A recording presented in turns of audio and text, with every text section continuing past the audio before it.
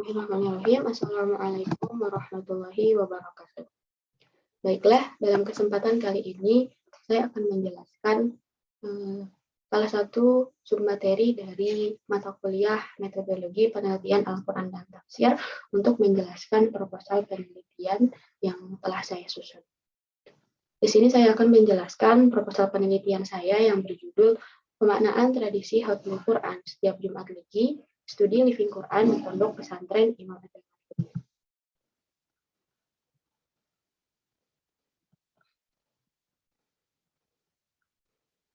Yang pertama yaitu latar belakang dari judul yang saya ambil. Seperti yang kita ketahui bersama, Al-Quran adalah kitab suci Allah Subhanahu wa Ta'ala yang terakhir diturunkan sebagai petunjuk dan pemberi pelajaran bagi manusia, sekaligus pembeda dari yang hak maupun yang batil, yang benar maupun yang salah. Ayat-ayat di dalam Al-Quran merupakan jaminan hidayah bagi manusia dalam segala urusan dan setiap keadaan, serta jaminan bagi mereka untuk memperoleh cita-cita tertinggi dan kebahagiaan terbesar di dunia dan juga di akhirat. Maka siapapun yang mengamalkannya dijaminkan mendapatkan pahala, dan yang menyuruh orang lain kepadanya mendapatkan petunjuk ke jalan yang lurus. Adapun seiring perkembangan zaman, kajian Al-Quran di sini juga mengalami perkembangan dalam wilayah kajiannya. Dari kajian teks menjadi kajian sosial budaya yang menjadikan masyarakat agama sebagai objek kajiannya. Kajian ini sering disebut dengan Living Quran. Adapun salah satu fenomena sosial Living Quran yang terjadi dalam masyarakat Islam yang menjadi objek kajian dalam penelitian ini adalah merupakan praktek pengamalan Al-Quran yang terjadi di Pondok Pesantren Imam Adaman Huri, Kota Malang. Adapun Pondok Pesantren Imam Adaman Huri, Kota Malang ini merupakan salah satu pondok yang melestarikan tradisi Khatmul Quran yang spesifikasinya dilaksanakan secara rutin setiap malam Jumat Legi. Nah, dari fenomena tadi, fenomena yang terjadi di Pondok Pesantren Imam Adaman Huri, Kota Malang, maka di sini penulis merasa tertarik untuk meneliti atas fenomena yang terjadi dalam tradisi Khatmul Quran yang dilakukan secara rutin setiap malam Jumat Legi. Maka dari itu, penulis tertarik untuk mengangkat tema tersebut ke dalam judul penelitian yang akan dilakukan, yaitu Pemaknaan Tradisi Khatmul Quran Setiap Jumat Legi, Studi Living Quran di Pondok Pesantren Imam Adaman Huri. Yang kedua yaitu rumusan masalah dari penelitian tadi. Berdasarkan latar belakang yang telah dikaji dari penelitian yang saya ambil, terdapat dua rumusan masalah yang dicantumkan dalam proposal penelitian saya. Yang pertama yaitu bagaimana praktik Khatmul Quran setiap Jumat Legi di Pondok Pesantren Imam Adaman Huri. Yang kedua, bagaimana pemaknaan santri tentang Khatmul Quran setiap Jumat Legi di Pondok Pesantren Imam Adaman Huri. Kemudian yang ketiga ada tujuan penelitian. Tujuan dari penelitian ini yang pertama adalah untuk mengetahui praktik Khatmul Quran setiap Jumat Legi di Pondok Pesantren Imam Adaman Huri. Yang kedua, untuk mengetahui cara santri memaknai Khatmul Quran setiap Jumat Legi di Pondok Pesantren Imam Adaman Huri. Selanjutnya yaitu manfaat penelitian. Penelitian ini diharapkan dapat memberikan manfaat khususnya pada diri saya sendiri dan umumnya bagi masyarakat umum. Yang pertama dari sisi non-akademis. Penelitian ini diharapkan dapat menambah pengetahuan dalam rangka untuk mengembangkan atau untuk mengeksplor bagaimana metode rasional dalam memahami Al-Quran dalam kegiatan Khatmul Quran yang dilaksanakan di Pondok Pesantren Imam Adaman Huri, Kota Malang, dan mengembangkan metode Living Quran. Selain itu juga diharapkan dapat menambah semangat bagi seluruh umat muslim dalam mencintai dan mengamalkan serta memaknai Al-Quran. Manfaat yang kedua yaitu dari sisi non-akademis. Penelitian ini diharapkan dapat melengkapi pembahasan yang telah ada mengenai bab ini. Yang mana kemudian selanjutnya penelitian ini juga dapat menambah dan memperluas wawasan mengenai pembahasan dalam bab ini.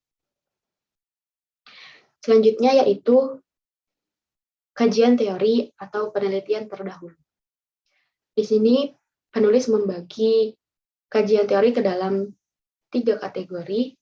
Yang pertama yaitu penelitian yang berjudul Tradisi Khatmul Quran, Studi Living Quran, Pemaknaan Khatmul Quran di Pondok Pesantren Ittihadul Ummah Ponorogo yang disusun oleh Miftahul Huda. Yang kedua, penelitian yang berjudul Pembinaan Cinta Al-Quran melalui kegiatan Khatmul Quran di Pondok Pesantren Salafiyah Riyadul Awamil, penelitian di Pondok Pesantren Salafiyah Riyadul Awamil, Kota Serang, yang disusun oleh Himmatul Huda. Yang ketiga, Pembinaan Cinta Al-Quran melalui kegiatan Khatmul Quran di Pondok Pesantren Salafiyah Riyadul Awamil, penelitian di Pondok Pesantren Salafiyah Riyadul Awamil, Kota Serang, yang disusun oleh Jun Hayana. Dan penelitian yang berjudul Living Quran, Khataman sebagai upaya santri dalam melestarikan Al-Quran yang disusun oleh Heli Makfir. Penelitian-penelitian tersebut hampir memiliki tujuan yang mirip dengan penelitian saya, yaitu terkait bagaimana pemaknaan masyarakat terhadap Al-Quran. Kemudian yang kedua, penelitian yang berjudul Tradisi Yasinan, Kajian Living Quran di Ponpes Malah Pasuruan yang disusun oleh Ahmad Zainuddin, dan juga penelitian yang berjudul Tradisi Pembacaan Surah Al-Waqiah dan Al-Mulk dalam Keseharian Studi Living Quran di Pondok Pesantren Al-Istiqomah Cianjur yang disusun oleh Novianti Wahyuningsi. Penelitian-penelitian ini memiliki metode yang mirip dengan penelitian yang saya kaji, yaitu menggunakan metode kualitatif deskriptif melalui proses observasi, wawancara, dan juga dokumentasi. Yang ketiga, yaitu penelitian yang berjudul Pemaknaan Ayat Al-Quran dalam Mujahadah, Studi Living Quran di Pondok Pesantren Al-Munawwir Kafiab, Komplek Al-Kandias, yang disusun oleh Muhammad Muhtadar,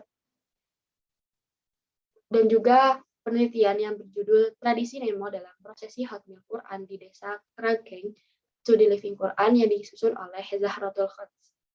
Penelitian-penelitian ini mengkaji tentang realitas masyarakat terhadap Al-Quran, terkait bagaimana Al-Quran dipahami dan diamalkan sesuai dengan tradisi masyarakat yang ada.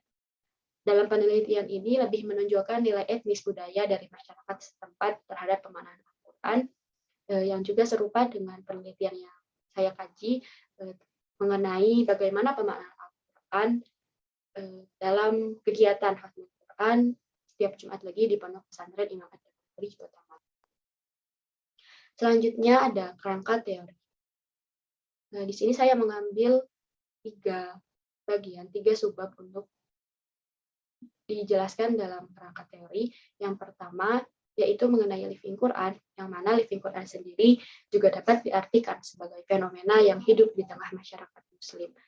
Terkait dengan Quran ini sebagai objek studinya. Oleh karena itu, kajian tentang Living Quran dapat diartikan sebagai kajian tentang berbagai peristiwa sosial terkait dengan kehadiran Quran atau keberadaan Quran di sebuah komunitas Muslim tertentu.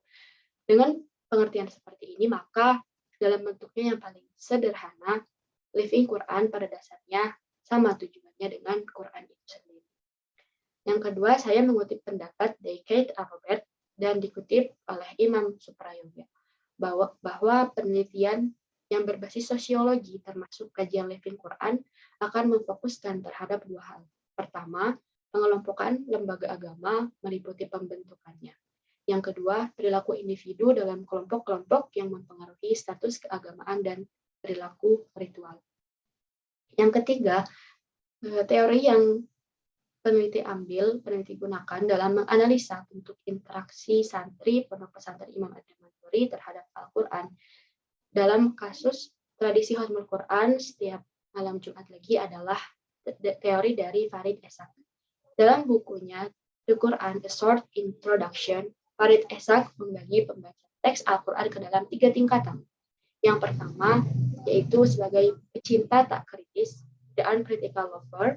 Yang kedua, pecinta ilmiah, the scholarly lovers. Dan yang terakhir adalah pecinta kritis, the critical lover. Tipologi tersebut dibangun dengan analogi hubungan the lover dan body of a beloved, pecinta dan tubuh seorang kekasih.